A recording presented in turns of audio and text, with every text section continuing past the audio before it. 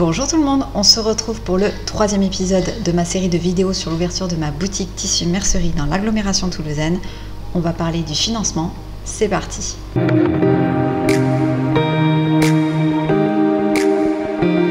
Alors déjà, si vous avez remarqué, derrière moi, le décor a changé, tout simplement parce que ça y est, ça fait 10 jours à peu près que j'ai déménagé l'atelier.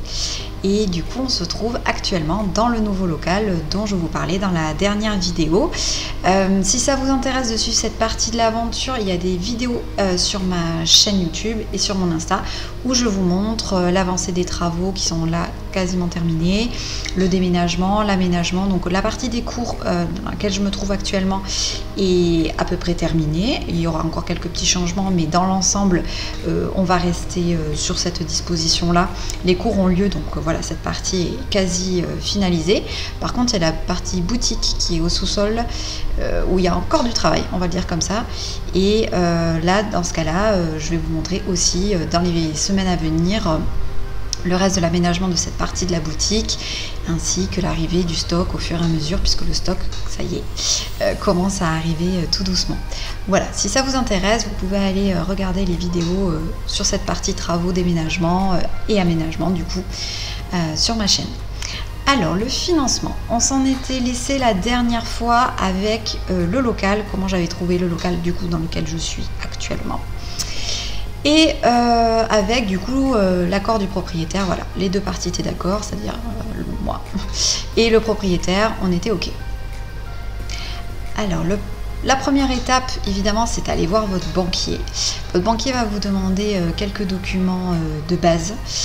Le fameux projet de bail dont on parlait la dernière fois, les projets de statut, votre business plan, le détail de vos dépenses, moi en tout cas il me l'a demandé.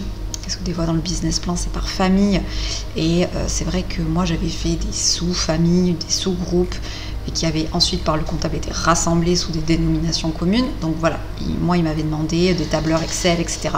qui détaillaient tout simplement en fait les dépenses que j'allais avoir et que j'avais chiffré, les devis oui aussi, voilà, des travaux, des équipements, du stock, enfin un peu tout ce qui va devoir être financé, voilà, il va vous demander des justificatifs. Donc moi j'ai eu ce premier rendez-vous avec mon banquier, sachant que évidemment quand vous montez un dossier comme celui-ci, en principe vous allez voir plusieurs banques. C'est un peu comme tout, hein, vous confrontez, vous essayez déjà de maximiser vos chances d'avoir un accord. Et si vous avez des accords différents, de voir lequel se rapproche le mieux de vos critères. Donc moi, j'ai vu mon banquier chez qui je suis actuellement, de la banque dans laquelle je suis, et d'un autre côté, le comptable avait envoyé mon dossier à d'autres banques avec qui il avait l'habitude de travailler. Donc, il y a une de ces banques du comptable qui n'a pas donné suite, je crois, mais c'était plus une question de l'interlocuteur qui n'était pas disponible. Enfin bref, voilà, c'est passé sous les radars. Et la deuxième banque auquel le comptable avait envoyé mon dossier, ils ont fait des propositions, mais ils en ont fait deux. Déjà, ils ont fait la première proposition, c'était de faire un prêt personnel. Donc moi je ne vais pas rentrer dans le détail des propositions bancaires, mais évidemment entre un prêt personnel et un prêt professionnel, il y a des différences. Et la majeure, c'est que si vous faites un prêt personnel et qu'il y a un problème, vous êtes garant à 100%. C'est-à-dire qu'admettons vous faites faillite, enfin ça ne fonctionne pas, vous devez rembourser l'intégralité de ce prêt malgré tout, quoi qu'il se passe. Donc il y a une sécurité qui est quand même bien moindre qu'un prêt professionnel où vous êtes caution que en partie, voire vous avez des organismes, on va en parler tout à l'heure, qui se portent caution pour vous. Donc voilà, ça c'était leur première proposition. Ou alors la deuxième proposition, c'était un prêt sur 3 ans. Alors pour ceux qui ne savent pas, les prêts professionnels en moyenne, c'est entre 5 et 7 ans. Évidemment, je ne connais pas tout, mais je sais que voilà, dans mon cas, en tout cas, c'était le lambda, c'était entre 5 et 7 ans. Donc faire un prêt sur 3 ans, rembourser la somme en 3 ans, c'était une très grosse charge sur la société, quoi. À l'année, etc. Ça représentait évidemment des plus grosses mensualités. Donc voilà, j'étais pas trop partie là-dessus. Et mon banquier, à moi, en fait, du coup, chez qui au final j'ai fait le prêt, et qui est donc mon conseiller bancaire depuis plusieurs années maintenant, m'a fait une proposition plus classique, c'est-à-dire un prêt entre 5 et 7 ans, au taux d'intérêt en vigueur qui est quand même assez élevé, mais bon, ça, il n'y peut rien. Et par contre, il fallait que je fasse un dossier sur un autre organisme qui devait se porter garant, qui devait amener la caution bancaire. C'est-à-dire que cet organisme, qui est donc France Active, il y en a donc sur tout le territoire, selon le projet que vous avez, si vous rentrez dans leurs critères, parce qu'ils ont des critères, ils vont se porter garant pour vous. C'est eux qui vont être caution du prêt. Alors il y a différents pourcentages, il y a différents critères. Moi, du coup, j'ai contacté France Active, Toulouse.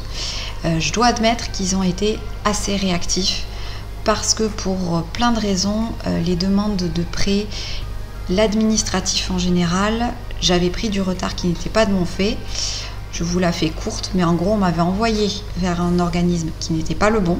Cet organisme ne s'en était pas rendu compte et m'avait fait remplir un dossier. Donc j'ai passé des semaines à remplir un dossier qui finalement n'était pas le bon dossier déjà, parce qu'il m'avait fait remplir un dossier sur le développement d'entreprise alors qu'en fait c'est une création. Et en plus, c'était pas le bon organisme. Donc j'ai perdu 3 semaines. Ça arrive, mais bon, voilà, j'allais dire c'est la faute à personne, pas tout à fait, mais voilà, il n'y avait pas eu, il n'y avait pas de volonté ou voilà de m'induire en erreur, mais c'est vrai qu'on m'avait mal aiguillé et que du coup j'ai perdu 3 semaines. 3 semaines dans le montage d'un prêt et d'une création de société, c'est énorme.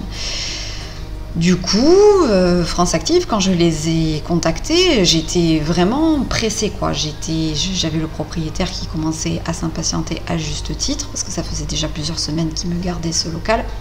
Donc quand j'ai eu France Active, je leur ai dit, bon, là, moi j'ai l'accord de principe du banquier, j'ai le propriétaire qui me garde le local, mais bon, ça va pas durer comme ça non plus des mois, quoi. Donc il faut accélérer la cadence.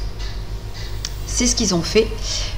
Ils m'ont changé 3 fois de conseiller pour que je sois avec un conseiller qui avait le plus de temps en tout cas, pour s'occuper de mon dossier et de le faire passer dans les premières commissions possibles.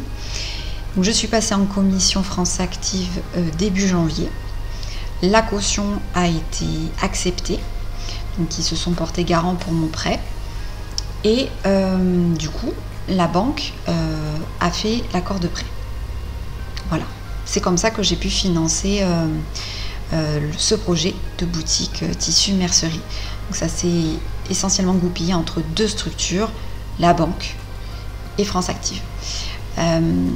Sachant qu'il y en a voilà, un qui prête et l'autre qui garantit le prêt. Moi, c'est vrai que ça a pris beaucoup de temps. Je ne sais pas si ça prend autant de temps en général, mais j'avoue que ça a été une période, je ne pense pas vous mentir, qui en tout a dû durer 3 mois. Entre le moment où j'ai eu le projet de bail, tous les papiers, où j'ai pu envoyer une première ébauche à mon banquier et le moment où j'ai eu le papier de la banque avec l'offre de prêt, bien 3 mois. Bien 3 mois. Donc j'ai eu de la chance, j'ai eu un propriétaire, le propriétaire du local, qui a vraiment été super, qui m'a attendu en fait, et qui a été compréhensif, et voilà, et parce que bon, il aurait très bien pu dire, bah écoutez, moi c'est trop long, je cherche quelqu'un d'autre en fait. Donc voilà, j'ai eu de la chance sur ce côté-là, sachant qu'après, entre le moment où vous avez l'accord de prêt et le moment où vous avez l'argent, vraiment, il se passe à nouveau plusieurs semaines. Hein. Voilà, je le dis parce que moi, je ne savais pas tout ça, je ne savais pas. Donc ça me semble intéressant de donner un retour d'expérience assez basique, je pense finalement. J'ai pas eu une expérience folle, c'est un truc assez classique que j'ai eu, c'est-à-dire j'ai trouvé mon local, j'ai fait mon dossier, je suis passée par France Active, la banque, le prêt, l'argent, voilà. Donc il me semble important de relayer l'information qui est que ça prend énormément de temps et que entre le moment voilà, où j'ai visité pour la 2e fois donc ce local qui était aux alentours de mi-octobre et le moment où j'ai signé le bail, bah, du coup de mi-octobre jusqu'à début février 2024. Voilà, donc je vous laisse apprécier. C'est pas si énorme que ça, hein. Finalement on pourrait se dire ça pourrait être beaucoup plus long, mais en fait à vivre, je vous jure, c'est long.